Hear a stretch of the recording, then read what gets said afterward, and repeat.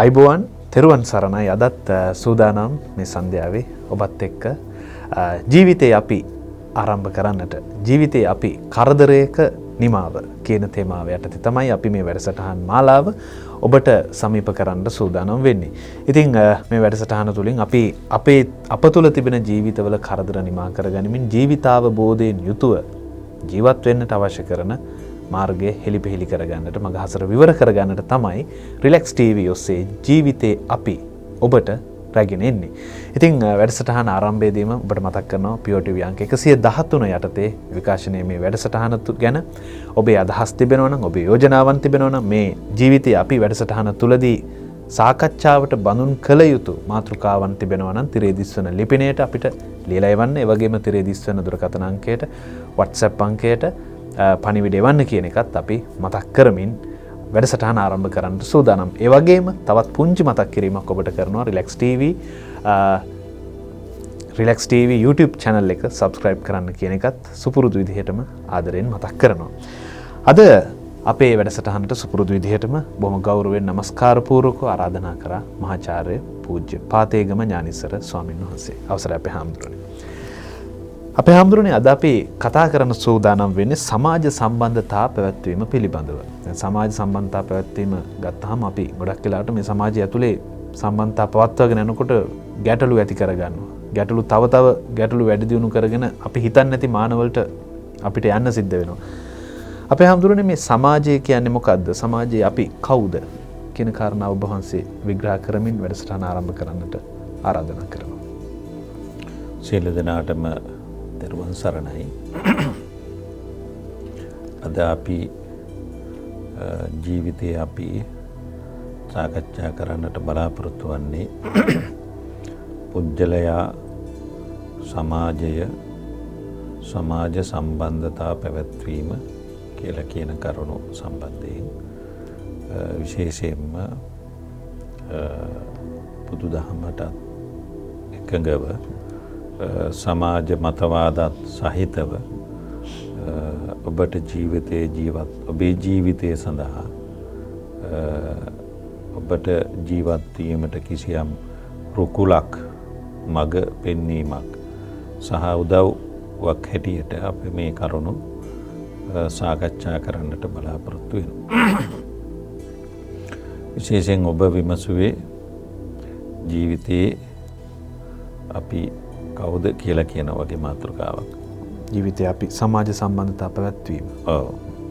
ඇත්තටම දැන් පුජ්‍යලයා ගත්තාම පුජ්‍යලයා තමයි මූලිකම කෙනා. ඒ පුජ්‍යලයා ජීවත් වෙන පරිසරය පුජ්‍යලයා ජීවත් වෙන පරිසරයට අපි කියනවා සමාජය කියලා. මුල් කාලේ සමාජයේ හැටියට තිබුණේ ගේ සාමාන්‍යයෙන් මුල්ම කාලේ නෙවෙයි මුල් අවදියේ දරුවෙකුට සමාජයේ හැටියට අඳුනගන්නේ ගේ තමගේ නිවස. අම්මා තාත්තා සහෝදරයෝ ඒගොල්ලෝ තමයි සමාජය. ඒක තමයි මූලික සමාජයේ හැටියට ගන්න. ඊගාවට පුජ්‍යලයා සමාජයේ හැටියට අඳුනගන්නේ පාසල අද හැටියට නම් පාසලත් ටියුෂන් පන්තියත් කියලා කියන දෙකම වැටෙනවා. එතකොට ඒක තමයි ඔවුන් සමාජයේ හැටියට අඳුනගන්නේ. Tamanට යාළුවෝ හිත මිත්‍රයෝ ගොඩනැගෙන්නේ ගුරුවරයා කියන එක ගොඩනැගෙන්නේ වර්ධනය වෙන්නේ. ඉතින්දී පුංචි කාලේ ගුරුවරයා උනේ අම්මා තාත්තා. ඊට පස්සේ පාසලට ගියාම පාසල් ගුරුවරු ඉන්නවා. ඊට පස්සේ තමයි සමාජයේ හැටියට අඳුරගත්තේ මුල් යුගවල ගමේ යාළුව කියලානේ කියන්නේ. ගමේ සෙට් එක.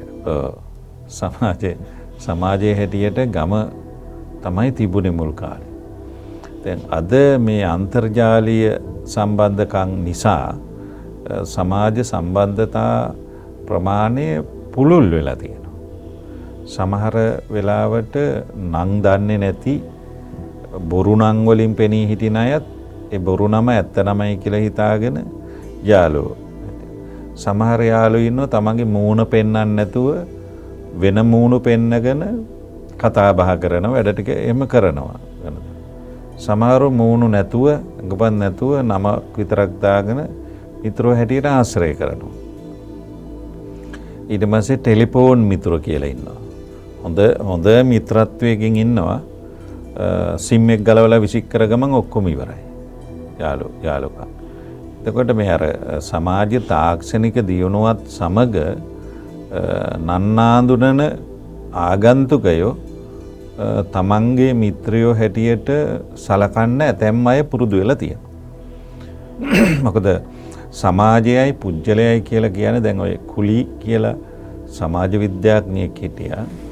ඔය කියන්නේ සමාජයයි පුජ්‍යලයයි කියලා කියන්නේ එකම කාසියක දෙපැත්ත කියලා කියනවා. එතකොට බුදුබණේ දැන් ඔය අග්ගඤ්ඤ සූත්‍රය වගේ සූත්‍රවල බුදුහාඳුරෝ විස්තර කරන්නේ පුජ්‍යලයා දූෂණීයත්වයට පත් වුණාම පුජ්‍යලයා දූෂණීයත්වයට පත් වුණාම ඒ සමාජයත් දූෂණීයත්වයට පත් වෙනවා කියලා. ඒ වගේම සමාජයේ දූෂණීයත්වයට පත් වුණාම පුජ්‍යලයා දූෂණීයත්වයට පත් වෙනවා කියලා කියනවා. එතකොට කිසියම් සමාජයක ජීවත් වෙනකොට ඇතැම් කෙනෙක් ඒ සමාජයේ යථාර්ථය කියලා හිතාගෙන ජීවත් වෙනවා. නමුත් දැන් ඒ තමන් ජීවත් වෙන සමාජය තමයි ඇත්ත. ඒ සමාජය තමයි ලෝකය කියලා හිතාගෙන ජීවත් වෙනවා. නමුත් ඒ තමන් සමාජයක ජීවත් වෙනකොට තමන් ජීවත් වෙන සමාජය නෙවෙයි ඇත්ත. තමන්ගේ ජීවත් වෙන සමාජයේත් ඇත්තක් තියෙන්න පුළුවන්. මොකද ඊට වඩා පුළුල්. දැන් ඒ ලෝකය ගත්තාම විශ්වය ගත්තාම ඊට වඩා පුළුල්. දැන් අද මේ මොහොතේ අප මෙතන සාකච්ඡා කරනවා තව තැනක මිනීමැරුමක් වෙන්න පුළුවන්. තව කෙනක තව අපරාධයක් වෙන්න පුළුවන්.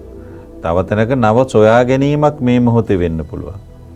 සමහරට කොරෝනා වලට ඖෂධයක් හදන්න පුළුවන් මේ මොහොතේ. ඉතින් ඒ අය හැම මොහොතක් භාෂා සමාජයේ විවිධ දේවල් තමයි හොයාගෙන යන්නේ. ඇතැම් අය සල්ලි හොයාගෙන යනවා. ඇතැම් අය පිරිස සොයාගෙන යනවා. ඇතැම් අය ඥානය සොයාගෙන යනවා. ඇතැම් අය ප්‍රඥාව සොයාගෙන යනවා. ඇතැම් අය අජට ආකාශයේ කරුණු හොයාගෙන යනවා. ඒ වගේ. එතකොට පුජ්‍යලයා ඒ වයින් පේන්නේ පුජ්‍යලයා කියලා කියන්නේ හරි විවිධයි කියන එක. සාමාන්‍ය මොළය තරම් දියුණු නැති පුජ්‍යලයෝ තමයි හිතන්නේ ඒ ටික තමයි ලෝකය කියලා. දැන් ඔය ලංකාවට සමහර අය කියන්නේ මේ දූපත් මානසිකත්වය තමයි තියෙන්නේ කියලා කියනවනේ. ලංකාව කියලා කියන්නේ දූපත් දූපත් මානසිකත්වය කියලා කියන්නේ මේ ලංකාවේ අයට එහෙම තියෙනවයි කියන එක නෙමෙයි මම කියන්නේ. ඒ කියන එකෙන් අදහස් කරන්නේ මේ හෙළබීම විතරයි ලෝකය කියලා හිතනවයි කියන එක. ඒකට මේ හෙළබීම විතරක් නෙමෙයි ලෝකේ තවත් රටවල් ඕන තරම් අපිට දකින්න ලැබෙනවා. එතකොට ඒ සමාජය තුල තමන් කිසියම් සියුම් කොටසක් පමණක් දැනගෙන සියුම් ඥානයක් පමණක් දැනගෙන ඉන්න එක පුජ්‍යලෙක්. ඒ කියන්නේ තමන් දැන් බුදුබණේ කියන්නේ තමන් දන්නා දේට වඩා තමන් නොදන්නා දේ ප්‍රමාණාත්මක විශාලයි කියන එක. කියන්නේ ලෝකයට සාපේක්ෂව තමන්ගේ දැනුම බොහොම කුඩයි කියලා. කුඩයි. ඒ කිසියම් කෙනෙක් තමන්ගේ දැනුම ඊටා කුඩාය කියලා හිතනවා නම් ඒ හිතන මනුස්සය ප්‍රඥාවන්තයෙක්. කිසියම් කෙනෙක් හිතනවා නම් මම සියල්ල දන්නවා මටයි සියල්ල තේරෙන්නේ මට අවබෝධයක් තියෙනවා කියලා හිතෙනවා නම් ඒ පුජ්‍යලයාගේ මනස පිළිබඳව තවත් තේරුම් ගන්න ඕන කරුණු කාරණා ගොඩක් තියෙනවා. පුජ්‍යලයාගේ ක්‍රියාව පිළිබඳව තේරුම් ගන්න කරුණු කාරණා ගොඩක් තියෙනවා. ඒ කියන්නේ කෙනෙක් හිතන විදිහටනේ සිතිවිලි එන්නේ. කෙනෙක්ගේ මනසට සිතිවිලි එන්නේ ඔහු හෝ ඇය සිතන විදිහට. සිතන ක්‍රමය අනුව.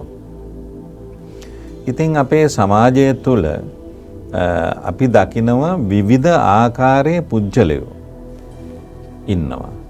ඒ පුජ්‍යලයා අනික් කෙනෙකුට සාපේක්ෂයි. ඒ පුජ්‍යලයාගේ දැනුම, ඒ පුජ්‍යලයාගේ අවබෝධය, ඒ පුජ්‍යලයාගේ ක්‍රියාකාරකම්, එයා කරන නොකරන දේවල් පින්පව් තව කෙනෙකුට සාපේක්ෂයි. අපි කෙනෙකුට කෙනෙක් කතා කරගෙන මෙයා හොඳ මිනිස්සෙක් කියලා කියනවා. ඒ හොඳ මිනිස්සෙක් කියලා කියන්නේ එයාට සාපේක්ෂව නෙවෙයි. වෙනත් කෙනෙකුට සාපේක්ෂව එයා හොඳයි. එයාටත් වඩා හොඳ කෙනෙක් ඉන්න පුළුවන් සමාජයේ. ඒ වගේම මෙයා දක්ෂ කෙනෙක් කියලා කියනවා. එතකොට මේ දක්ෂ කියලා කිව්වට එයාට ලෝකයට සාපේක්ෂව නෙවෙයි එයාගේ දක්ෂකම අපි පනින්නේ. ලෝකයට සාපේක්ෂව නෙවෙයි. ඒ වටපිටේ ඉන්න පුජ්‍යලයන්ට සාපේක්ෂව මෙයා දක්ෂයි. මෙයාට වඩා දක්ෂව තව ඉන්න පුළුවන්.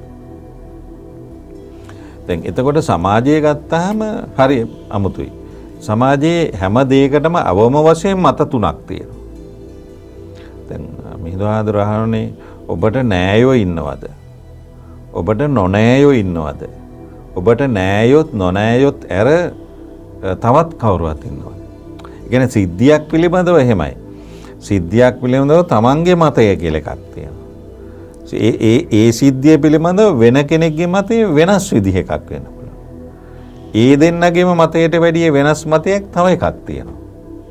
එතකොට මේ මත තුනක් අවම වශයෙන් සමාජයේ ජීවත් වෙනකොට තියෙනවා. නමුත් ඒක ප්‍රඥාව අඩු පුජ්‍යලයා ඔහු කල්පනා කරන්නේ මමයි දන්නේ. මේකයි හරි. මේකයි නිවැරදි. මේ විදිහටයි කරන්න ඕනේ. ඒ සමාජයක ගැටුම් අරගල ආරවුල් අවුල් තැවුල් වෙන්නේ ලෝකයේ තුල සමාජය තුල තමන් ඉන්නේ කොතනද තමන් කවුද තමන්ගේ ස්වභාවය කොහොමද කියන එක පිළිබඳව නිර්ණයක් නැති පුජ්‍යලයා තමන් එහෙම නිර්ණයක් නැති පුජ්‍යලයා තනියෙන් හිතනවා තමන් තමයි සමාජයේ පරමාදර්ශය කියලා. එයාට වරදිනව ගොඩක්. අපේ හැමදෙරුනේ මේ දැන් සමාජය ගැන විග්‍රහයක් හිතා ගන්නකොට අපිට මේ පාසල කියන එක සලකන්න බැරිද? ඒ කියන්නේ දැන් අපි සාමාන්‍යයෙන් වසර 10ක දශකයකට ආසන්න කාලයක් අපේ ජීවිතේ අපි පාසලේ ගත කරනවා අපේ හැමදෙරුනේ.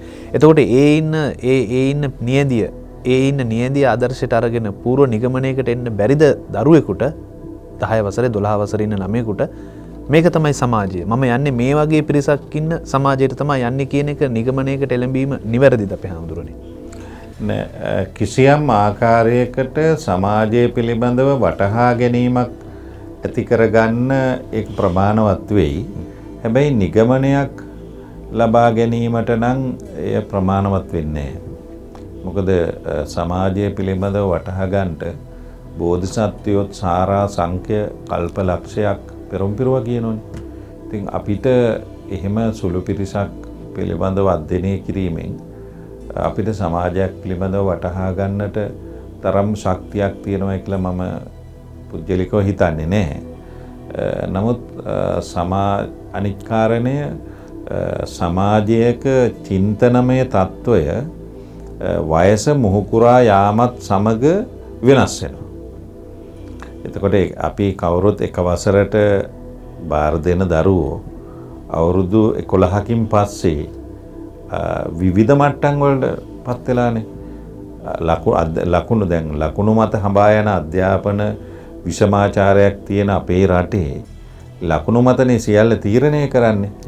එතකොට දැන් එක වසරට නිරෝගීන් බඳවා ගන්න පාසල කියන හොඳ නිරෝගී ළමයි ටිකක් නේ එක වසරට බාර දෙන්නේ. එතකොට 11 වසරෙන් අවුට් කරනවා ඔබේ දරුවෝ අවුරුදු 10ක් උගන්නලා අවුරුදු 10ක් ළමයාගේ ජීවිතේ බලලා අවුරුදු 11 විභාගේ දෙනවා මෙන්න ළමයි කියලා ඒ සාමාර්ථ මෙච්චර තියෙනවා කියලා ටීවී එකෙත් පෙන්නනවා. එතකොට අනිත් උන් කෑවද බිව්වද උන් ළමයිද උන් රටට ඕනද රටට එපාද කියන අයින් කරන අධ්‍යාපනයනේ කැත අධ්‍යාපනයනේ අපේ රටේ තියෙන්නේ. ඒ කියන්නේ ප්‍රඥාවන්තයෝ නෙවෙයි නිකන් මේ හරක් වගේ පිරිසක් පාලනය කරන්න සුදුසු අධ්‍යාපන රටාවක් තමයි ලංකාවේ තියෙන්නේ. බුදුහාමුදුරුවෝ දේශනා කළේ ඒක නෙවෙයිනේ. බුදුහාමුදුරුවෝ දේශනා කළේ ඒ පුජ්‍යලයන්ගේ හැකියාවන් වෙනස්. ඒ පුජ්‍යලයන්ගේ දක්ෂතාවයන් වෙනස්. ඒ පුජ්‍යලයන්ගේ පිනපව වෙනස්. එතකොට දැන් මේ ඔක්කොම මේ සියල්ලම විභාග ලකුණු මතම තීරණය කරන අධ්‍යාපන ක්‍රමයක කොහොමද බෞද්ධ ලක්ෂණ ඉන්නේ? බුද්ධ ආගම පවා ලකුණු වලින් හොයන්නේ. බුද්ධ ආගම පවා ලකුණු වලින් දැන් මේ තියෙන ප්‍රශ්න පත්‍ර යනවා බුදුහාඳුරෝ ලියන්න ගියත් සමහරට අසමත් වෙන්නේ නැහැ. මොකද මේ සිලබස් එකක් නේ තියෙන්නේ. අවබෝධය නෙවෙයිනේ. බුදුරජාණන් වහන්සේ අපිට කියන්නේ අවබෝධය මත සමාජයක් ජීවත් වෙන්න. මේ යන්නේ දැනුම මත. මේ යන්නේ මතක ශක්තිය මත. එතකොට මතකය කියලා කියන්නේ මේ මොලේ තියෙනවා බ්‍රෝකා ඒරියා කියලා කොටසක්. මොලේ තියෙනවා. ඒ බ්‍රෝකා ඒරියා කියලා කියන කොටසේ තමයි මේ මතක ශක්තිය මතකය රඳා පවතින්නේ. එතකොට විභාගයෙන් බලන්නේ මතකයේ විතරයි. ඒ කියන්නේ මොලේ කියන්නේ බ්‍රෝකා ඒරියා කොටස විතරද? සම්පූර්ණ මොලයක් නේ තියෙන්නේ. ඒ මොලෙන් අර පොඩි තැනකින් ගන්න ප්‍රයෝජන විතරනේ විභාගෙට ආනේ. ඒකයි හසුරු ලිවීමේ හසුරු කුසලතාවය හැකියාවයි. එතකොට මේ අපේ රටේ ගත්තාම ඉතින් අධ්‍යාපනය හරිම අසාර්ථක තත්ත්වයක් නේ තියෙන්නේ. එහෙමයි පැහැදිලි. අපි මේ කාරණාව කතා බහ කරමින් තවත් ඉදිරියට කතා කරන්නට සූදානම්. අද අපි කතා කරන්නේ සමාජ සම්බන්ධතාවයන් පැවැත්වීම පිළිබඳව.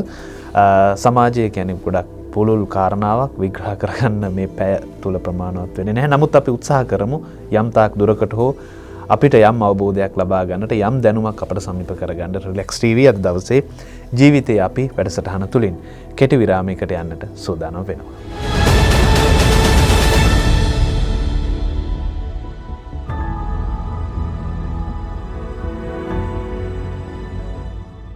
හොඳයි ඔබ නැවතත් රිලැක්ස් TV ජීවිතේ අපි සමගින් කරදරයක නිමාව දක්වන්නට අපි මේ වැඩසටහන දිනපතාම මේ විදිහට සන්ධ්‍යාවේ ඔබට සමීප කරනවා කියන එකත් මතක් කරනවා.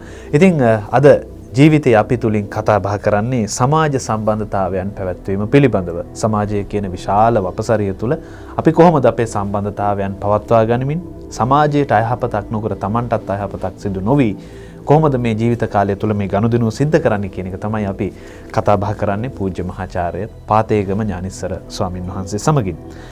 අපේ හාමුදුරනේ මේ සමාජයට අනුව අපි ජීවත් වෙන්න ඕනද නැත්නම් අපිට අනුව සමාජය හැඩගැසිය යුතුද කියන කාරණාව මම ඔබ වහන්සේට ඉදිරිපත් කරොත් කොහොමද ඔබ වහන්සේ විග්‍රහයක් ගෙන එන්නේ අපට? ඔය ඇත්තටම සමාජයක මේ පුජ්‍යලයක උපන්නයින් පස්සේ ඒ උපන්න පුජ්‍යලයකට ජීවිත අරමුණක් තියෙනවා. එතකොට එයා බෞද්ධයෙක් නම් එයාට සංසාර අරමුණක් තියෙනවා. එතකොට අපිට අරමුණ දෙකක් එක්ක අපි යන්නේ. එකක් මෙලොව ජීවිත අරමුණ, අනෙක සංසාර අරමුණ, සංසාර කෙලවර. සංසාරයේ අරමුණ තමයි තුන්තරා බෝධියෙන් එක්තරා බෝධියකට පත් වෙලා නිවන් දැකීම. ඒ අරමුණේ තමයි යන්නේ. සමහර අය තුන්තරා බෝධිය කිව්වහමත් ඒකත් තෝරගෙන තියෙනවා දැනට. ඒ අරමුණ හිතේ තියාගෙන තමයි කෙනෙක් වැඩ කටයුතු ටික සිද්ධ කරගෙන යන්නේ. ඒක සංසාරම. කෙනෙකුට ජීවිත අරමුණ. එතකොට ජීවිත අරමුණ හැටියට තමන් යහපත් පුරවැසියෙක් හැටියට සමාජයේ ජීවත් වීම කියලා කියන එක. එතකොට තමන් යහපත් පුරවැසියෙක් හැටියට සමාජ ජීවිත වෙනකොට කියලා කියන තැනේදී අරමුණ ඉන්නේ තමන්ගේ පැත්තට. සමාජයේ පැත්තට නෙමෙයි. මොකද සමාජය යහපත් පුජ්‍යලෝ හදන්නත් පුළුවන් නහදන්නත් පුළුවන්. යහපත් පුජ්‍යලෝ බිහි කරන සමාජ අපිට බොහෝ වෙලාවට හොයාගන්න තියෙන අවස්ථා අඩුයි. නමුත් තමන් දැනෙන්න ගන්න ඕනේ යහපත් පුජ්‍යලයක් හැටියට ජීවත් වෙන්න. ඒ වගේම සමාජයේ තාලය අඳුනා ගැනීම කියන්නේ යහපත් පුජ්‍යලයාගේ ක්‍රමයක්. දැන් තමන් ජීවත් වෙන වටපිටාවේ සමාජයේ කොහොමද ගොඩගෙන හිගලා තියෙන්නේ කියලා කියන එක අනුව ජීවත් වීම කියලා කියන එක එකක්. සමාජයේ ක්‍රමේ වෙනස් කරමින් අරමුණු කරා යන එක තව ක්‍රමයක්. මේ ක්‍රම දෙකම හොඳයි. ඒ කියන්නේ සමාජයේ දැනට වර්තමානයේ තියෙන සමාජයේ ස්වභාවය අනුව තමන් අරමුණු කරගත්ත තමන්ගේ ජීවිතය සකස් කරගන්නවා.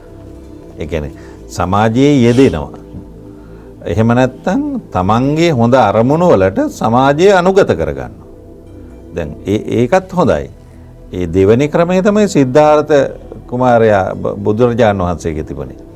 බුදුරජාණන් වහන්සේ සමාජයත් එක්ක ජීවත් වුණා. සාරාංශක කල්පලක්ෂයක් සමාජය එක්ක ජීවත් වුණා. ඒක ලිඛිත ඉතිහාසය. ඊට අමතරව ලිඛිත නැති තව ගොඩක් තියෙනවා. සමාජයත් සමග ජීවත් වුණා. සමාජයත් සමග ජීවත් වෙලා අන්තිම ජීවිතයේදී බුදුරජාණන් වහන්සේ කිව්වා බුද්ධෝහං බෝධිස්සාම මුත්තෝහං මෝචේ පරේ තින්නෝහං තාරයිස්සාම සංසාරෝගා මහබ්බය කියලා. කියන්නේ තමන්ට උවමනා විදිහට සමාජය වෙනස් කරන්න කියා. බුද්ධෝහං බෝධිස්සාම මම බුදු වෙනවා අනිත් අයටත් අවබෝධ කරවනවා ඒක. ඒ කියන්නේ තමන් නිවැරදි ඉලක්කයකට ගියා අනිත් අයත් ඒ ඉලක්කයට ගත්තා. ඒක අමාරු වැඩක්. සමාජයේ යන රැල්ලේ පීනනවා කියලා කියන ගඟ ගලන පැත්තට පීනනවා කියලා කියන එක ලේසියි. මොකද පීනන්න පුරුදුනේ නැති කෙනෙකුටත් සමාජයේ පල්ලෙහා පැත්තට යන එක උඩින් යන්න පුළුවන්නේ. ගහගෙන යනවයි පීනගෙන යනවයි කියලා කියන එක වැඩි දෙකක් හැටියට පේන්නේ නැහනේ. නමුත් ගඟ ගලන පැත්තටනේ උතුරට ඉහළ පැත්තට ගලනවා පීනනවා කියන එක තරමක් අමාරුයි. ඒකට කියන්නේ පටිසෝතගාමී චින්තනය කියලා. තියෙන රැල්ලට යන එක නෙවෙයි Tamanට ඕන පැත්තට යනවා. ඒක තරමක් අමාරුයි. බුද්ධෝහං බෝධිස්සාම මුත්තෝහං මෝචේ පරි මම මිදුණා අනිත් අය මුදවනවා. මම අවබෝධ කරගත්ත අනිත් අයට අවබෝධ කරවනවා. මේ සංසාර දුක සංසාර සත්‍යය අනිකට කියලා දුන්නා. ඉතින් ජාතක කතාවල වුණත් ඔය කුලාවක ජාතකයේ ඒ වගේ තැන්වල බොහෝ වෙලාවට අපි දකිනවා බෝසත් සිරිත තමයි සමාජය වෙනස් කරගෙන ඒ මතයට ගත්තේ. එම චින්තකයෝ හිටියා දැන් ওই දාස් කැපිටල් පොත ලියපු කාල් මාක්ස් ඔහුගේ අර සමාජ තිබිච්ච චින්තනයට වඩා ඔහු වෙනම චින්තනයක් සකස් කරන සමාජයට දුන්නා. එතකොට ඒ වගේ අපේ නායකයෝ අපේ රටවල් වල රටවල් ගොඩනගපු විශිෂ්ට නායකයෝ අපි දකිනෝනේ. ඉතින් ඒක අමාරුයි. හැබැයි සමාජයේ තමන්ගේ අරමුණ සාක්ෂාත් කරගෙන සමාජයේ විදිහ තේරුම් අරගෙන ජීවත් වෙන අය ඒ තව කොටසක් ඉන්නවා. දැන් අපි දකිනවා දැන් සමහර අය සිල් සමාදන් වෙන්න ගත්තාම තමන්ගේ පන්සලේ සිල් සමාදන් වෙන්නේ නැහැ. තමන්ගේ පන්සලට සිල් සමාදන් වෙන්නේ නැහැ. එතකොට එයා හිතනවා මේ සමාජයේ අනිත් මිනිස්සුන්ගේ මට්ටමට මාත් වැටි එහෙම කියලා හිතන පොඩි චින්තනයක් තියෙනවා. එයා යනවා ටිකක් නම ගත්ත පිළිගත්ත තැනක් තියෙන නම කිව්වහම අඳුනන තැනකට සිල් ගන්න යනවා. එතකොට දැන් ඒ කෙනෙක් අර තමන් ඉන්න සමාජයෙන් ඈත් වෙලා තමන් ජීවත් වෙන සමාජයෙන් ඈත් වෙලා වෙන සමාජයකට ගිහිල්ලා විමුක්තිය ප්‍රාර්ථනා කරනවා. ඒ සමාජය තුල විමුක්තිය කැමති නැහැ. වෙනත් සමාජයකට ගිහිල්ලා විමුක්තියට ආර්යගාමිත්වයට යන. එහෙම පිරිසක් අපේ සමාජයේ අපි දකිනවා ඉන්නවා. එතකොට මේ සමාජයක ස්වභාවය විවිධයි. අපිට කියන්න බෑ සමාජයට අනුව ජීවත් වීම යහපත් කියලා. නමුත් සමාජයකට අනුගත වෙන්න ඕන. සමාජයට අනුව ජීවත් වෙනවා කියනවට වඩා තමන්ගේ ජීවන අරමුණු වෙනයි. තමන්ගේ ජීවන අරමුණු වලට යන ගමන් තමන් ඉන්න සමාජයට අනුගත වෙන්න ඕන. සමාජයේ නීති තියෙනවා, රීති තියෙනවා. ඒවට අනුගත වෙන්න ඕන. සමාජ සම්බන්ධතා තියාගන්න ඕන. ඒ නිසා හැම කෙනෙක්ම තමන් ජීවත් වෙන සමාජය අනුගමනය කරන්න යන්න ඕනේ. අනුගත වීම නම් අත්‍යවශ්‍යයි. අපේ හැමදෙරෝනේ දැන් සමාජයට අනුගත වෙලා ජීවත් වෙන්න කියලා වහන්සේ ප්‍රකාශ කරනවා. දැන් කෙනෙක් කිව්වොත් අපේ හැමදෙරෝනේ මේ සමාජය අපිට නිවැරදි කරගන්න පුළුවන්ද? මොකද ගොඩක් වෙලාවට අපි මේ මාධ්‍යවලුත් අපි උත්සාහ කරන්නේ මේ කතා බහ කරන ඒවායින් පවා උත්සාහ කරන්නේ පුවත්පත් වලින් ගුරු උගන්වන දේවල් වලින් පවා හැම වෙලාවෙම උත්සාහ කරන්නේ මේ සමාජය නිවැරදි කරන්න කියන කාරණාවෙන්. කියන්නේ Facebook එකේ ගත්තත් හැම වෙලාවෙම ගොඩක් පෝස්ට් වල තියෙන සමාජය නිවැරදි කරන දේවල් පවා කරන්න කියලා යෝජනා කරමින් ලොකු කතන්දර ලියලා තියෙනවා. ඇත්තටම අපේ හැමදෙරෝනේ මේ සමාජය අපිට එහෙම නිවැරදි කරගන්න පුළුවන්ද? නිවැරදි කරන්න කෙනෙක් උත්සාහ දරන්න පුළුවන්ද? කරන්න පුළුවන්ද ඒ වැඩේ? ඔය ඇත්තටම දැන් මෙහෙමයි. කිසියම් කෙනෙක් සමාජයක් නිවැරදි කරන්න උත්සාහ ගන්නවා නම් ඒ පුජ්‍යලයා පළමුව තමන්ගේ ජීවිතය නිවැරදි කරලා ඉවර වෙච්ච කෙනෙක් වෙන්න ඕන. ඒ කියන්නේ තමන්ගේ ජීවිතය සම්පූර්ණ කරගත්ත, නිවැරදි කරගත්ත කෙනෙක් තමයි සමාජයට උපදේශක් දෙන්න ඕනේ. කියන එකයි බුද්ධ ආගමේන බෞද්ධ මතය.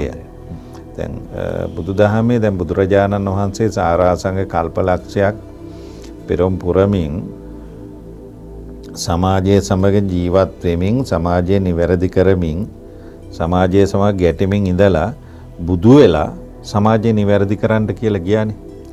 එතකොට එහෙම ගිහිපු බුදුරජාණන් වහන්සේටත් සමාජයේ නිවැරදි කරන්න පුළුවන්කමක් ලැබුණේ නැහැනේ සම්පූර්ණ වශයෙන්. බුදුරජාණන් වහන්සේටත් සමාජයේ නිවැරදි කරන්න ලැබුණේ නැහැ.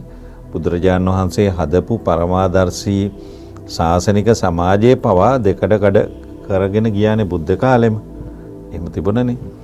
එතකොට නමුත් තමන් කිසියම් ආකාරයකට පත් වෙලා පරිපූර්ණත්වයට පත් වෙලා සමාජයේ නිවැරදි කරන්න යාමේ අයිතියක් කෙනෙකුට තියෙනවා කියලා මම පුජ්‍යලිකව පිළිගන්නවා. නමුත් මම කියන්නේ නැහැ කිසි කෙනෙකුට අයිතියක් තිබේ අනිකට කියලා දෙන්න අනික නිවැරදි කරන්න යාමේ කිසිම අයිතියක් කිසි කෙනෙකුට නැහැ.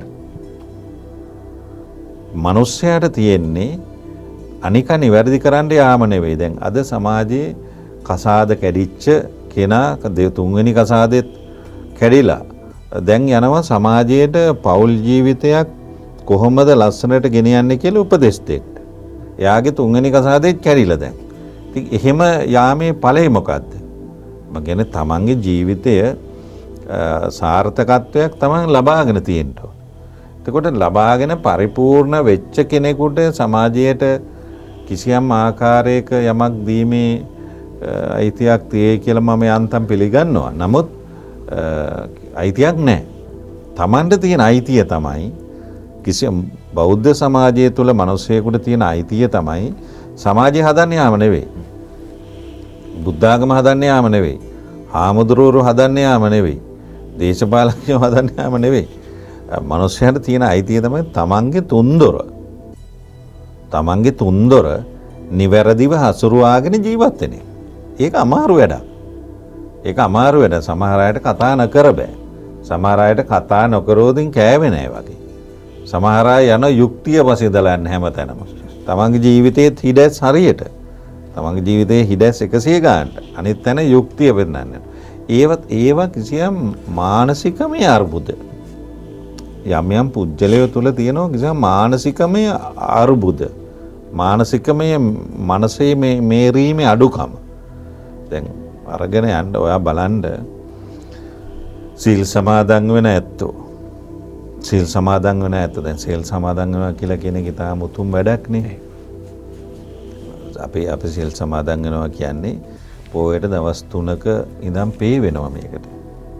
කෑමෙන් බීමෙන් ඇඳීමෙන් අඳු පැලන් හෙදීමෙන් දවස් 3ක් පේ වෙනවා. පේ වෙලා තමයි සීල් සමාදානට යන්නේ. එතකොට සීල් සමාදන් වෙලා සීල් පවාරණය කරලා යනකොට අර දවසේ හදාරපු පාඨමාලාව දවසේ හදාරපු සීල පාරමිතාව ජීවිතයට මද වශයෙන් හරි තියෙන්න ඕනේ. ජීවිතයට මොනවා හරි තියෙන්න ඕනේ. නමුත් ඒ සිල් සමාදන් වෙන වැඩි පිරිසක් හරි ඉක්මන් කෝපයටපත්. පුංචි දෙයකට කේන්ති යනවා. දාන පිළිගන්නන්න මොහොතක් පරක් වුණොත් පුදුම විදිහට කේන්ති යනවා. දැන් එහෙම අර තමන්ගේ ජීවිත පරිපූර්ණත්වයක් නැතුව කොහොමද සමාජයක් හදන්න යන්නේ කියලා කියන එක පිළිබඳව මට ලොකු ප්‍රශ්නයක් තියෙනවා. දැන් ගොඩාක් සමාජය හදන්නේ කියලා යන අය පිරිස ඒගොල්ලන්ගේ ජීවිතවල ලොකු හිඩැස් තියාගෙන අනික හදන්න යනවා. ඒ හදන්න යන හැම පුජ්‍යලයම පුදුම තරම් වෛරයකින්, පුදුම තරම් කේන්තියකින්, පුදුම තරම් ද්වේෂයකින්, පුදුම තරම් අනවබෝධයකින් ඉන්නවා වගේ පේනවා. එහෙම පේනවා. ඒ හදන්න යන පුජ්‍යලයා. හඳුරන්නේ අපි මේ කාරණා විග්‍රහ කරගනිමු. කෙටි විරාමයකට ගිහින් ඇවිත් අපි කතා කරනවා මේ පිළිබඳව අපේ සමාජ සම්බන්ධතා පැවැත්වීම පිළිබඳව කියන කාරණාව අද ජීවිතයේ අපි වැඩසටහන තුලින් මේ විරාමයෙන් අනතුරුව අපි නැවතත් ඔබ සමගින් සම්බන්ධ වෙනවා.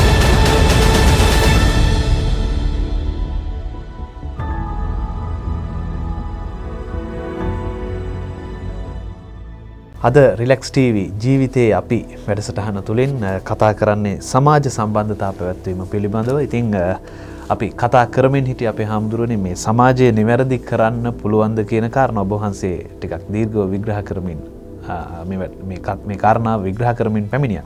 අපේ හැමදෙරෝනේ ඔබ වහන්සේට ආරාධනා කරනවා ඔබ වහන්සේ නවත්තපු තැනින් අපි ඔබ වහන්සේ විග්‍රහ කරපු තැනින් අපි නැවතත් සාකච්ඡාව ආරම්භ කරන්නට කියලා.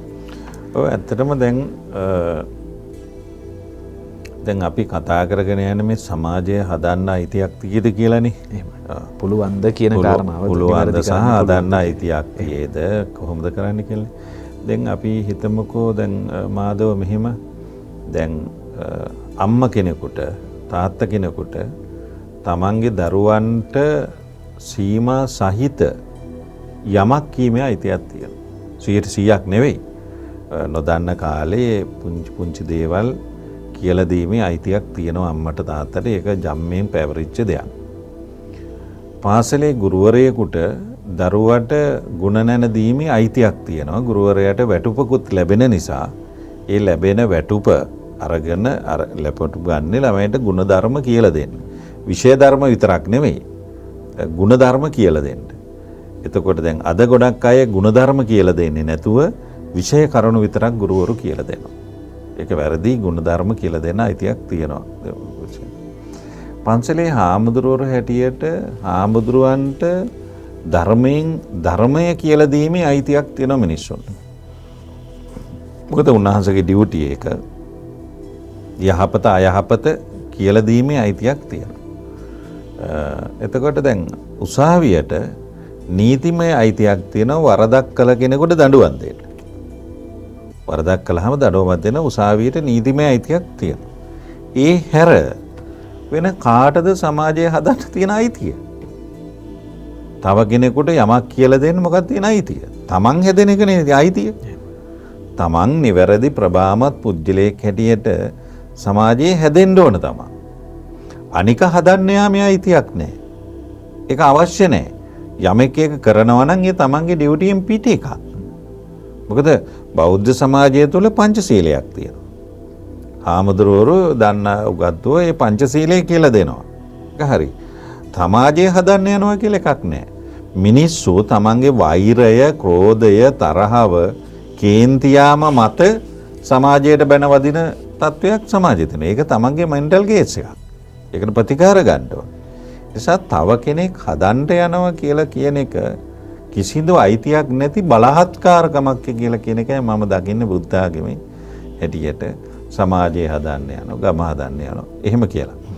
එතකොට ගම හදන්න යනවා කියලා කියන එකට වඩා ගමට සේවයක් කරන්න ගම මිනිස්සු නෙවෙයි භෞතික වශයෙන් ගමට සේවයක් කරන්න යන එක, ලිඳක් කපන එක, පාර සුද්ධ කරන එක, බැරි මිනිස්සෙකුට ගෙයක් හදලා දෙන එක ඒක වෙන එකක්. මහජනයා හදන්න යාම නෙවෙයි එතන තියෙන උදව් කිරීමනේ. උදව් කිරීම කියලා කියන එකට අයිතියක් තියෙනවනේ ඕන කෙනෙකුට.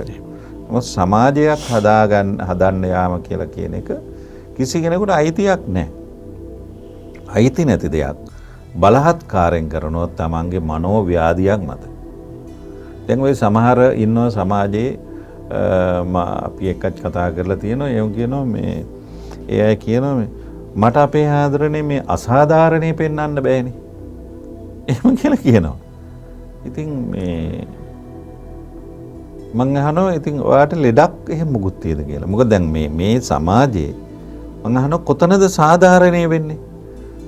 පාසලේ දරුවා පාසලට ඇතුළත් කරනකොට එතන සාධාරණේ වෙනවද?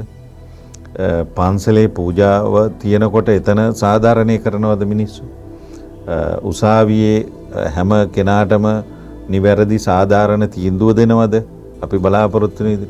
ඉතින් කිසිම තැනක සාධාරණේ නැති තැනක එයාගේ ජීවිතේ, එයාගේ ගෙදර එයා සාධාරණේ කරනවද? එයාගේ දරුවන්ට නෝනට එහෙම නැත්නම් එයාගේ දරුවන්ට මහත්තයට එයා සාධාරණේ කරනවද? එහෙම නකරන කෙනෙක් එහෙමත් නකරන කෙනෙක් අප්ගාවට ඇවිල්ලා කියනවා මට අසාධාරණේ පෙන්වන්න බෑ කියලා. ඉතින් ඒක වෙන මානසික ව්‍යාධියක්. දැන් මම එක සිද්ධියක් කියන්නම්. මහත්තයා හැන්දෑවේ ගෙදර ආවයින් පස්සේ නෝන මහත්තයා කිව්වා උයන්න මේ මිරිස් නෑ කියලා. ඊට පස්සේ එයා ගියා මේ කඩේට මිරිස් 100ක් අරන් එන්න. සාමාන්‍ය මිනිස්සු ඉතින් ගන්න ප්‍රමාණය මිරිස් කුඩු 100ක් අරන් එන්න කියලා ගියා හන්දියට. හන්දියට යනකොට ඒ හන්දියේ එක මිනිහෙක් තව මිනිස්සෙකුට අල්ලගෙන ගහනවා. එතකොට දැන් මෙයා දන්නේ නැහැ මේ ගහන්නේ මොකද, මොකද හේතුවක් තියද නැද්ද, ඒ මොකද එයා දන්නේ නැහැ. එයාට අසාධාරණේ පෙන්වන්න බෑනේ. මොකද අසාධාරණේ කියන එකෙන් එයා දැක්කේ ගුටි කන කෙනා සාධාරණ පැත්තේ කාර්යය සාධාරණ ගාන එක. අසාධාරණ කියලා මෙයා ගිහලා අරයට ගැහුවා. ගහන එකකට ගැහුවා. ඊට පස්සේ පොලිසිය ජිප් එක ආවා. ඒ වෙලාවේ මොබයිල් ජිප් එක ආවා. තුන් දෙනාම දාගත්ත ගියා. ඉතින් අර ගෑණි බලාගෙන ඉන්නවා රැට උයන්න. ඒක මිරිස් ටික අරන් එනකම්. ඔක උඩු එළි වෙනකම්. එතකොට අර දැන් අර සංස්කෘත පතාවක් තියෙනවා අව්‍යාපාරේසු ව්‍යාපාරං යෝනරෝ කරුතු මිච්ඡති ස ඒව නිධනං යාති කීලෝත්පාටීව වානරක් කියලා. ඒ කියන්නේ තමන්ට නියම වූ නිවැරදි නිශ්චිත වැඩ කොටසක් තියෙනවා. ඔහු ඒ වැඩ කොටස කරන්නේ නැතුව වෙන කෙනෙකුට ආйти වැඩ කොටසක් කරන්න යනවා. ඒක ලොකු වරදක්. දැන් අපි දකින්නේ සමාජයක් හැම පුජ්‍යලයටම එයාට ආйти එයා කල යුතු වැඩ කොටසක් තියෙනවා. ඒ කල යුතු වැඩ කොටස නොකර වෙනත් කෙනෙකුගේ වැඩ කොටසක් කරනවා. ඉතින් මේක වරදක්.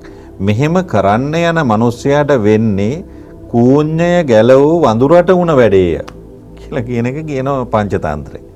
ඒ කියන්නේ දැන් ඒ තමන්ට ආйти කොටස කිරීම තමයි තමන්ගේ වැඩ කොටස. සමාජය නිර්මාණය කරන්න, සමාජය හදන්න එයාට දැන් අද ගොඩාක් අය රැකියාව පිළිබඳව අතෘප්තිකරව ඉන්නවා. ඒ අතෘප්තිකරව ඉන්න හැම කෙනෙක්ම කතා කරලා බලන්න අතෘප්තිකර බවට හේතු එක්කෝ අල්ලපු බොස් හොඳ නැහැ. එක්කෝ අනිත් එක්කෙනා හොඳ නැහැ. වැඩපලේ ඉන්න අනිත් එක්කෙනාගේ මූණ හරි නැහැ. ඒ වගේ අර ඉන්න පුජ්‍යලියොත් එක්ක තියෙන අමනාපයන් නිසා තමයි රැකියාව හොඳ නැහැ කියන්නේ. Tamanට රැකියාවක් දීලා තියෙනවා. ඒ Taman රැකියාව කරනකොට වැටුපක් දෙනවා. Tamanට තියෙන්නේ Tamanගේ වැඩ කොටස කිරීමයි. ඒ සඳහා නියමිත වැටුප ගැනීමයි. ඒකනේ. නමුත් අද ගොඩාක් රැකියා අය ඒ ගැන කතා කරන්නේ ඒ වටපිටාවේ අය ගැනයි, අල්ලපු ගෙදර කෙනා ගැනයි, ඒ රැකියාවට එන අනිත් එක්කෙනා වැඩ කරන්නේ නැති එක ගැනයි, බොස් වෙලාවට එන්නේ නැති එක ගැනයි ඕවා ගැන තමයි රැකියාව ගැන කලකිරලා තියෙන්නේ. ඉතින් බුද්ධ ආගමේ කිසි තැනක සමාජයේ හැදීම පුජ්‍යලයට අයිතිකාරයක් හැටියට කියන්නේ සමාජයට උපකාර කිරීම, සමාජයට උදව් කිරීම, ඒක ඒ පුජ්‍යලයට අයිතිකාරයක්. ඒක හැකිනම් නැත්නම් අනිවාර්යයි තමන්ගේ ජීවිතය ගොඩනගා ගන්න එකයි, තමන්ගේ ජීවිතයට අදාළ වැඩ කටයුතු කරන එක. ඒ තමන්ගේ ජීවිතය කියන එක ඇතුලේ අත්හිත පරහිත කියලා දෙපැත්තක් තියෙනවා. තමන් වෙනුවෙන් සේවය කරන්න ඕන. තමන් උපන් රට, ජාතිය, ආගම වෙනුවෙන් වැඩ කරන්න ඕන කියන එක. අද ගොඩාක් මිනිස්සු තමන්ට අයිති වැඩ කොටස කරන්නේ නැහැ. මම දකින ගොඩක් තැන්වල මං කරපු අධ්‍යයන වල මං දැක්කේ නැහැ. තමන්ට අයිති වැඩ කොටස නොකරමින් අනිත් අය හදන්න යන එකක් තියෙන. ඒකේ අයිතියක් නැහැ. එහෙම අයිතියක් නැහැ පුජ්‍යලයට. එහෙමයි. අපේ හැමදෙරෝනේ දැන් සමාජ සම්බන්ධතාවයන් පිළිබඳව කතා කරගෙන යනකොට සමාජ ජාලා කියන කාරණාව අමතක කරන්නත් බෑ. මොකද අපේ ජීවිතවලට දැන් ගොඩක් සමීපයි සමාජ ජාල. කොහොමද හැමදෙරෝනේ මේ සමාජ සම්බන්ධතාවලට සමාජ ජාලවල තිබෙන බලපෑම ඔබ වහන්සේ විග්‍රහ කරන්නේ? සමාජ ජාල වලින් කිසිම බලපෑමක් නැහැ. නමුත් සමාජ ජාල වලින් බලපෑමක් මිනිසු හදා ගන්නවා. දැන් අපි සමාජ ජාල කියමු. එතකොට සමාජ ජාලවල යම් ඇත්ත බොරු සිද්ධි තියෙනවා. දැන් ඒක සමාජ ජාල කියලා කියන එකම ඕනේ නැහැ. ඉතින් අපේ ගමේ හිටිය අංගොනන්ද හිටියේ. අංගොනන්ද කියන කතා තියෙනවා. ඒවා ඇත්තක් තියෙන බොරුත් තියෙනවා. එතකොට අසන්නා සිහි බුද්ධියෙන් ඇසිය යුතුයි කියලානේ අපිට කිව්වේ. සිහියයි බුද්ධියයි දෙකක්. සිහි කියන්නේ හොඳින් අහන කියන එක. බුද්ධිය කියන එක මෙය විය හැකි එකක්ද, කොහෙද වුනේ, මොන වගේ තැනකද වුනේ කියලා කියන එක විමසන එක. ඒක පුජ්‍යලය සතුකාරයක් නේ. පුජ්‍යලය සතුකාරයක් නේ. එතකොට අද සමාජ මාධ්‍ය ජාලවල වුණත් විවිධ දේවල් තියෙනවා. විවිධ දේවල් තියෙනවා. ඉතින් ඒක ග්‍රහණය කරගන්න හොයා බලන පුජ්‍යලයෝ සමහර අය මම දැකලා තියෙනවා. ඒවට කමෙන්ට් දානවා. ඒ කමෙන්ට් දාන එකට උවමනා නැහැ මේක ඇත්තද බොරුද උනාද නැද්ද කොහොමද ඒ කිසි දෙයක් විමසීමෙන් තොරව අර තියෙන සිද්ධියයි තමන්ගේ ඔළුව තියෙන සිද්ධි කලවම් කරගෙන කමෙන්ට් එක දානවා. ඒකෙන් සමාජ මාධ්‍ය ජාලවලින් මම දකින්නේ මිනිස්සුන්ට බලපෑමක් වෙනවට වඩා මිනිස්සුන්ට හොඳ නරක කරන්න බලපෑමක් වෙනවට වඩා ඒකේ හොඳ අධ්‍යයනයක් තියෙනවා සමාජයේ ඉන්නේ කොතනද සමාජයේ මිනිස්සුන්ගේ චින්තනය කොතනද තියෙන්නේ කියලා කියන එක තේරුම් ගැනීමට හොඳ රිසර්ච් එකක් කරන්න පුළුවන් ඒකේ. මොකද ඒවට කමෙන්ට් දාපුවා කමෙන්ට් වැඩි ඒවා කමෙන්ට් අඩු ඒවා ඒ ලයික් දාපුව වැඩියෙන් දාලා තියෙන ඒවා ලයික් දාන ඒවා අඩුවෙන් දාලා තියෙන ඒවා වෙනම අධ්‍යයනය කළයින් පස්සේ මිනිස්සුන්ගේ මේ අන්ධභූත සමාජය යන්නේ කොහෙද කියලා කියන එක හොයන කෙනෙකුට ඒක හරි වැදගත්. නමුත් මම දකින්නේ නෑ සමාජ මාධ්‍ය ජාලා නිසා මිනිස්සු වැරදිට පෙළඹුණා. එහෙම නෑ වැරදි කරන මිනිස්සෙකුට දැන් පණින රිලව කොහොමත් පණිනවනේ. ඌට ඉනිමන් බඳින්න ඕනේ නෑ කියන්නේ තවත් උදව් කරන්න ඕනේ ඒති. අර මාධ්‍ය ජාලාවල පණින රිලවොන්ට ඉනිමන් බඳින සමාජ ක්‍රමයක් තියෙන එක නම් සමාජ මාධ්‍ය ජාලාවල පේනවා. කියන හොරකම් කරන එක හොරකම් කිරීම වඩා වර්ධනය කරගන්න මේක පාවිච්චි කරනවා. වල්කම් කරන එක කොහොමත් වල්කම් කරන එක ඌට ඒව වැඩියෙන් සපෝට් කරන තැන් වෙබ් බඩවියව තෝරගන්නවා. එහෙම එකක් නම් තියෙනවා. නිසා සමාජයට අර්ථවත් විදිහට ලොකු බලපෑමක් ඒකෙන් වෙනවා කියලා මම හිතන්නේ. එහෙමයි පැහැදිලියි. අද රිලැක්ස් TV ජීවිතයේ අපි වැඩසටහන තුලින් සමාජ සම්බන්ධතා පැවැත්වීම පිළිබඳව කතා බහ කරමින් ඉන්නේ. ඉතින් කරදරයක නිමාව දකින්නට අවස්ථාවක් කරගන්න කියලා අපි මේ වැඩසටහන බලන මේ වැඩසටහන නරඹන ඔබෙන් අපි ඉල්ලා සිටිනවා. ඉතින් මේ වැඩසටහන පිළිබඳව ඔබේ අදහස් යෝජනා එවැගේම අපි කතා කළ යුතු මාතෘකාවන් ඔබට අදහසක් තිබෙනවා නම් තිරේ දිස්වන ලිපිනයට අපිට ලියලවන්න තිරේ දිස්වන WhatsApp අංකයට පණිවිඩයක් එවන්න කියන එකත් මතක් කරනවා. ඒ වගේම Relax TV YouTube channel එකත් subscribe කරන්න කියලා ඔබට මතක් කරමින් අපි නැවතත් සූදානම් කෙටි විරාමයකට යන්නට.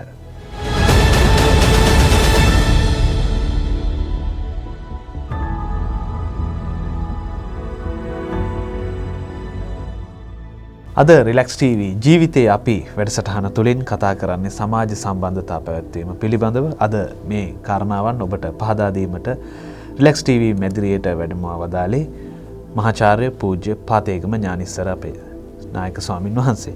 අපේ හාමුදුරනේ මේ සමාජය තුළ ජීවත් වෙනකොට අපි උත්සාහ කරන්නේ ගැටලු අවම කරගනිමින් අඩු කරගනිමින් ජීවත් වෙනට. ඒ වගේම සමාජය තුළ ජීවත් වෙනකොට යම් සිත් රිදවීම් සිද්ධ වෙන්න පුළුවන්.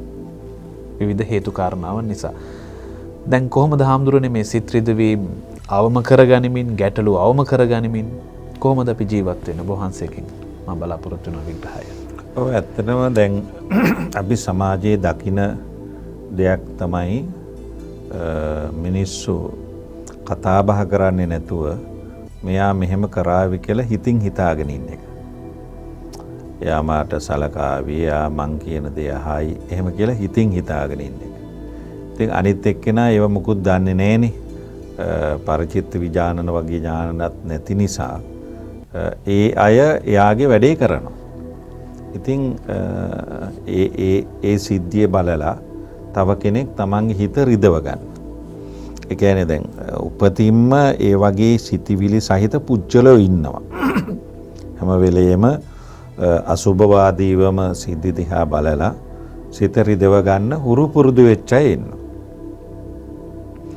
බුද්ධ ආගමේ කියන්නේ හිත රිදවීමට වඩා අත්හැරීම කියලා කියන එක තමයි හොඳ කියලා කියන්නේ. යාපත් කියන එක. දැන් අත්හැරීම කියලා කියන එක තුල දැන් අපි අත්හැරීම කියලා කිව්ව ගමන් කෙනෙකුට හිතෙන්නේ අතේ තියෙන දෙයක් බිමට දැමීම කියලා කියන අදහසක් එනවනේ. ඒක ගැන නෙවෙයි මම මේ කියන්නේ. මනසින් අත්හරිනවා. බොහෝ සිද්ධි. Tamanට අයිති වැඩ කොටස තමන් කරනවා අනිත් ටික හිතෙන් අයින් කළා දානවා. මොකද ඒක තව කෙනෙක් තව කරයි. නමුත් මිනිස්සුන්ගේ ඇතැම් මිනිස්සුන්ගේ ස්වභාවය තමයි මනසින් හැම එකම අල්ලගෙන ඉන්නවා. එයා අපිට good morning කියයි. එයා අපිට වඳි. එයා අපිට ස්තුතියි කියයි. එයා අපිට මේ ටික දෙයි. එයා මට ලොකු ගෞරවයක් දෙයි. සමාජ ප්‍රසිද්ධ තැන මං ගැන කතා කරයි. මම එයාගේ ගුරුවරයා හැටියට අඳුන්වලා දෙයි. එහෙම කියලා මනසින් අල්ලගෙන ඉන්නවා යම් දේවල්. ඒ මනසින් අල්ලගෙන ඉඳීම තුල රිලැක්ස් ගතියක් නැහැ. රිලැක්ස් එක එන්නේ අතහැරීම තුල. අතහැරීම තුල අපි අතහැරලා ඉන්නවා නම් එයා අපිට යමක් දුන්නත් සතුටක් තියෙනවා නොදුන්නත් දුකක් නැහැ. හිත රිදීමක් නැහැනේ. අනිකගෙන් යමක් බලාපොරොත්තු අතහැරලා අපි ඉන්නවා නම් එයා අපිට දුන්නොත් සතුටක් තියෙනවා නොදුන්නත් දුකක් නැහැ. සමහර වෙලාවට අපි ඒක බලාපොරොත්තුෙන් මනසේ තියාගෙන ඉන්නකොට මනසින් අල්ල ගැනීමක් වෙන්නේ. ඒ මනසින් අල්ලගෙන ඉඳලා ඒක නොලැබුණාම ඒ මනසේ තියෙන දුකද වේදනාවද අනුව තමයි මනස වැඩ කරන්නේ. සමහර වෙලාවට ඒ සිද්ධිය මනසේ යටි සිතුවිල්ලටත් යනවා. එහෙම වුණායින් පස්සේ ඒක තවත් භයානකයි. මොකද මතක් කරලා යටිහිතට යමක් ගියාම මතක් කරන්න බෑ. නමුත් ඒ සිද්ධි දකින්නකොට තමන්ගේ චර්යාවේ වෙනසක් වෙනවා. දැන් උඩුසිතේ තියෙනකොටනේ අපිට මතක් කරගන්න පුළුවන් මොකද්ද කියලා. දැන් මතක් කරගන්න බෑ. නමුත් අපේ චර්යාවන් වෙනස් වෙනවා. ඒ අනුව තමයි අපි ඔය සමහර අපි අකමැතිම පුජ්‍යලව කාලයක් ඉන්නකොට අපිට ඒක සමහරට මතකත් නැහැ. අපේ චර්යාවේ වෙනසක් ඇති වෙනවා. අපි කරන වැඩවල වෙනසක් ඇති වෙනවා. එයා දැක්කම අපි හැසිරෙන විදිහේ වෙනසක් ඇති වෙනවා. ඒකට හේතුව අපි දන්නේ නැහැ. සමහරට කෙනෙක් කතා කරායින් පස්සේ අපිට තරහ යනවා. තරහ ගියේ මොකද කියලා අපි දන්නේ නැහැ. ඉතින් අර කාලයක් තිස්සේ මනසේ තිබිච්ච නොකැමැත්ත නොමනාපය යටිසිතට ගියා මේ නිසා ඇතිවෙන දෙයක් හැටියට තමයි මම ඒක හඳුන්වන්නට කැමතියි.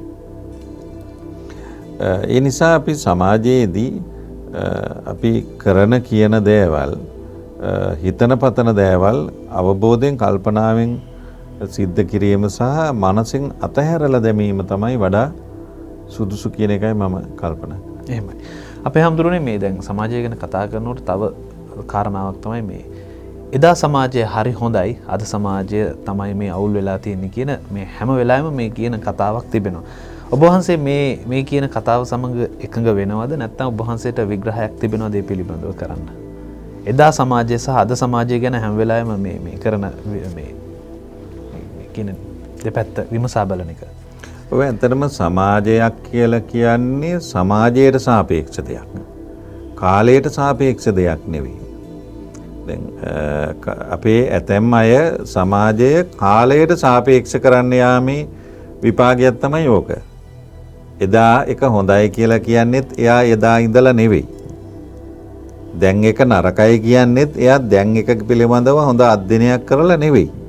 නිකම්ම සමාජය ගැන අදහස් පළ කරන අයගේ කතාවක් තමයි ඕක. ওই විදිහට කතා කිරීම කරන කෙනෙක් එක්ක තව විනාඩියක් මොහොතක් කතා කරලා බැලුවොත් ඔහුට කිසිම සමාජය පිළිබඳව වැටහීමක් අවබෝධයක් නැති තමන් ගැනම විතරක් හිතන කෙනෙක් කියන එක තේරුම් ගන්න පහසුයි. ඔය එහෙම ප්‍රකාශ කරන අය. මොකද සමාජය කියලා කියන්නේ සමාජයට සාපේක්ෂයි. ඒ පවතින කාලයට සාපේක්ෂයි. ඒ කාලය අනුව තමයි මිනිසුන්ගේ ක්‍රියාදාමයන් සිද්ධ වෙන්නේ. රොබර්ට් නොක්ස් එදා හෙළදිව කියලා කියන කෘතියේ ඔහු කියන්නේ කාන්තාවන් ගමනින් හරි විනීතයි කියලා. ඒ කියන්නේ ඇවිදින විලාසය හරි විනීතයි. කාන්තාවන්ට කවදාකවත් කේන්ති යන්නේ නැහැ කියන එක. ඒ කාරණා දෙක රොබර්ට් නොක්ස් කියනවා. කාන්තාව ගැන තව ගොඩාක් දේවල් කියනවා. ඒන් කාරණා දෙකක් තමයි මම මේ කිව්වේ. මම ඒක මතක් කළේ මම කියන්නේ සමාජය දැන් ඔබ කිව්වනේ එදා සමාජය හොඳයි අද සමාජය හොඳ නැහැ කියලා. කිව්වහම මං කිව්වේ නෑ එහෙම කියන්නේ සමාජය ගැන අධ්‍යයනයක් නැති පුච්චලයෝ සමාජය හැමදාමත් සමාජයට සාපේක්ෂයි කියලා. දැන් අද කාන්තාව ගත්තහම ගමනින් විනීතද නැද්ද කියන එක මං බලලා නැහැ. නමුත් ඒකත් බලන්න වටින දෙයක්. කේන්තියාම කියලා කියන එක හරි ඉක්මන් කේන්ති අය තමයි අද ගෑනු ළමයි දැක්කාම. මේ හරි ආවේග පිට කේන්ති යනවා කියලා කියන්නේ ආවේගය ක්ෂණිකව පිට කරනවා කියන එක. එතකොට දැන් එදා සමාජය තුළ කාන්තාවන්ට කේන්ති යන්නේ නැහැ කියලා කිව්වේ කාන්තාව බණ භාවනා කරලා සිත සමාධිගත කරගත්තයි කියන එක නෙවෙයි. එදා සමාජයේ තිබිලා තියෙනවා ඇත්තේ මට හිතෙන විදිහට කාන්තාව තමන්ගේ හැඟීම් ශනිකව පිට කරන්න ගියේ නැහැ. මොකද කාන්තාවක් කියන්නේ සමාජයේ නායිකාවක්නේ. පවුලේ නායිකාව අම්මනේ. එතකොට පවුලේ නායිකාවක් කාන්තාව. එතකොට නායකයා ඉක්මනින් කේන්ති පිට කරන්න ගියොත් ඒක එයාටත් බලපානවා සමාජයටම බලපානවා.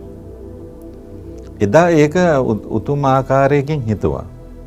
කාන්තාවක් කෑ ගහන්නේ නැහැ තැනක, කට ඇරලා කතා කරන්නේ නැහැ, දිව අදින්නේ නැහැ, අතපය හොල්ලන්නේ නැහැ. එහෙම සමාජයකනේ අපි එදා කාන්තාව පිළිබඳව අපි දැක්කේ පොතපතින්. කාන්තාවගේ ඇඳුම ගත්තාම පැරණි කෙනෙක්ගේ ඇඳුම අඳින විදිහ, ඇඳුමේ ඇඟේ වැහෙන තත්ත්ව. එතකොට දැන් එදා සමාජය තුල ඉඳගෙන රොබර්ට් නොක්ස් සිටි සමාජය තුල ඉඳගෙන අද සමාජයේ කාන්තාව නරකයි කියලා කියන්න පුළුවන් නේද? අද සමාජයේ කාන්තාවක් නරකයි කියන්න පුළුවන්. දැන් මිස් ලංකා කෙනෙකුට අඳින කෙනෙකුට අර සමාජයේ ඉඳගෙන මේක අඳින්න බෑනේ නේද? එතකොට සමාජයට සාපේක්ෂයි කියලා කියන එක මම කියන්නේ. දැන් හාමුදුරුවරු ගත්තාම ඈතම හිටපු රජ කාලේ අපේ මුල් කාලවල හාමුදුරු කෙනෙක් ගත්තාම ඒ හාමුදුරු කෙනෙක් මේ කොණ්ඩේ බාලම ඉන්න අවස්ථා දකින්න අඩුයි. මොකද හාමුදුරුවෝ ගමේ හිටියේ ඇවිදිනවා නිතර කොණ්ඩේ බාණ්ඩ අවස්ථා නැහැ. කොණ්ඩේ කපලා තිබුණේ. කොටසක් ඉතුරු කරගෙන. එතකොට අද හාමුදුරු කෙනෙක් කොණ්ඩේ නෝට් එකටම බාලා තියෙන්න පුළුවන් හොඳටම කොණ්ඩේ තියෙන. දැන් අපි නම් කොණ්ඩේ නැතිකම නිසා බානවා කියලා කියන බලන්න. කොණ්ඩේ තියෙන කෙනෙකුට උනන. මොකද ඒකේ දාට සහ අදට සාපේක්ෂයි. මොකද අද වුණත් ගම්වල ඉන්න හාමුදුරු කෙනෙක් ඒම කොණ්ඩේ නෝට් එකටම බාන අවස්ථා අඩුයි. නමුත් අපිට කියන්න බෑනේ මේ කොණ්ඩේ දිහා බලලා මේ හාමුදුරුවන් කොණ්ඩ හැටියට නම් මේ හාමුදුරුවෝ හොඳ කියලා කියනව නෙවෙයිනේ අපි මේ කියන්නේ. අපි කියන්නේ යා හොඳ නැහැ මෙයා හොඳයි. කියන්නේ අර ඒ සිද්ධියට සිද්ධි සාපේක්ෂයි. ඒ සිදු වෙන්නේත් එහෙමයි. සිද්ධියට සිද්ධි සාපේක්ෂයි. දැන් උදාහරණයක් වශයෙන් මම දන්න පුංචි කාලේ නායයාම කියලා කියන වචනේ මම අහලා තිබුණේ. මේ තරුණ කාලේ මේ වැඩිහිටි කාලේ දැන් නිතර අහනවා. මොකද දැන් නාය යනවා කියලා වෙන්නේ කන්දක් කැපුවාම කන්ද නාය යනවා. නාය ගිහිල්ලා කන්දට ඕන හැටියට හැදෙනවා. කන්ද අපිට ඕන හැටියට හදන්න ගිහින්නේ අපි කපන්නේ. කපල ගාන ඉදිරි කන්දට ඕන විදිහට හැදුනයින් පස්සේ කන්ද ආය නායන්නේ. මොකද එදා සාපේක්ෂව ගත්තාම එදා පොළව හොඳයි. එදා කඳු හොඳයි. අද කඳු හොඳ නැහැ කියලා කියන්න බෑනේ අපිට. අද කඳු නාය යනවා එදා කඳු නාය ගියේ නැහැ. එහෙම කියලා. ඒ නිසා සමාජයේ නාය යන්නෙත් එහෙමයි. සමාජයේ නායයන් ගත්තාමත් එහෙමයි. ඒ කියන්නේ ප්‍රශ්න සිද්ධි සහ ඒවට මොහොන දෙන පුජ්‍යලයෝ ඒ විදි අනුව තමයි සමාජයේ හොඳ නරක කියන එක සමාජයේ තුල මතුවෙන්නේ. දැන් අද අපි කියනවා මිනිස්සු නීතිගරුක නැහැ කියලා. අද මේ මිනිස්සු නීතිගරුක නැහැ කියලා අපි සාකච්ඡා කරන්නේ මේ කොරෝනාව මාස් දාන්න නැති එක. මිනිස්සු කියන දේ අහන්නේ නැහැ. මිනිස්සු කියන දේ අහන්නේ නැහැ නෙවෙයි. දැන් අවුරුදු 7 වර්ෂ ගණනාවක් තිස්සේම මිනිස්සුන්ට බොරු කියා මිනිස්සුන්ට අසත්‍යම කියා හිටපු ජනමාධ්‍යවල ඇතැම් වැඩි ලොක්කේ කිව්වයින් පස්සේ වහන්න. දැන් ඒ අහන්න නැතුව හිටපු මිනිස්සුන්ට එකපාරෙන් එක දවසේම මේව හදන්න බෑ. කාලයත් එක්ක යනවා. දැන් අපි කියමුකෝ ඔන්න පොලිසිය දානවා මන්තීරු නීතිය. මාදව අහලා තියද මේ මන්තීරු නීතිය ඉවර කරපු දවසක් පොලිසිය දැනුම් දීලා. මන්තීරු නීතිය දානවා. මන්තීරු නීතිය අවසන් කරපු දවසක් නෑ. අද ඉඳන් මන්තිරු නීතිය නෑ. එහෙම එකක් නෑනේ. මිනිස්සු තමයි ඒක නැති කරගන්නේ. වැරදි කරගන්න. ඒ මිනිස්සුන්ට වැරදි කරන්න දීලා තියෙන්නේ මන්තිරු නීතිය දැම්මට මන්තිරු නීතිය ක්‍රියාත්මක කරන්නේ නැහැ කියන එකෙන් පේන්නේ. ඒක නීති දාන්න ලේසි. දණ්ඩ නීති සංග්‍රහය කෙලවරක් නැතුව නීති තියෙනවා. ඒවත් ලේසි. නමුත් ඒව ක්‍රියාත්මක කරන එක අමාරුයි. ඒ ක්‍රියාත්මක කරේ නැත්තම් සමාජයේ විසින් ඒ නීතිය කැන්සල් කරගන්න. සමාජයේ විසින් ඒ නීතිය කැන්සල් කරගන්න. ඒ නිසා සමාජය හැමදාමත් සමාජයට සාපේක්ෂයි. ගෘහ ජීවිතය හැමදාමත් ගෘහ ජීවිතයට සාපේක්ෂයි. මිනිස්සුන්ගේ වැඩ කටයුතු ඒ පවතිනා වූ සමාජ ක්‍රමයට සාපේක්ෂයි. දැන් අපි වෙලාවක් දුන්නාම මිනිසෙකුට 3ට එන්න කියලා. එන්නේ නැහනේ. එන්නේ නැහැ කියලා මිනිස්සුන්ට බැලලා වැඩක් නැහැ. මොකද 3ට පටන් ගන්නෙ නැතුව එක්ක ලොකු අය එන්නේ නැතුව ඒගොල්ලෝ පරක් වෙලා එන්න පටන් ගත්තා. ඊට පස්සේ මිනිස්සු ටිකේ පරක් වෙන්න පටන් ගත්තා. ඒ කිසියම් හේතුවක් නිසා තමයි යම් සිද්ධියක් වෙන්නේ. එතකොට හේතුවක් නිසා සිද්ධියක් වෙනවා කියලා කියන එක තේරුම් ගන්න නැතුව සිද්ධියට ගරහා කරන එක තරම් සාර්ථක සාධාරණ එකක් හැටියට පිළිගන්න එක අමාරුයි. එහෙමයි අපේ හැමදෙරෝනේ. අද රිලැක්ස් TV ජීවිතේ අපි වැඩසටහන තුළින් අපි කතා බහ කළේ සමාජ සම්බන්ධතා පැවැත්වීම පිළිබඳව. ඉතින් මේ වැඩසටහන නැරඹීමෙන් ඔබට සමාජ සම්බන්ධතා පැවැත්වීම පිළිබඳව අපේ සමාජය පිළිබඳව අපේ පාතේගම ඥානිස්සර අපේ නායක හාමුදුරන් වහන්සේ හරි අපූර්වට විග්‍රහයන් සහිතව ඔබට ඉදිරිපත් කළා. ඉතින් මේ වැඩසටහන තුළින් ඔබ යමක් ලබා ගත්තා නම් ඒ තමයි අප බලාපොරොත්තු වෙන කාරණාව. ඉතින් වැඩසටහන හමාර කරන්නට නමස්කාර පූර්වක ස්තුතිය පිරිනමනවා පූජ්‍ය මහාචාර්ය පාතේගම ඥානිස්සර අපේ ස්වාමින් වහන්සේට. අපි හෙටත් හමුවෙමු අපේ හාමුදුරනේ මේ වගේම කතා බහකින්. ඔබට ජයග්‍රහී දවසක් ප්‍රාර්ථනා කරමින් සමුගන්නවා. ආයිබෝන්.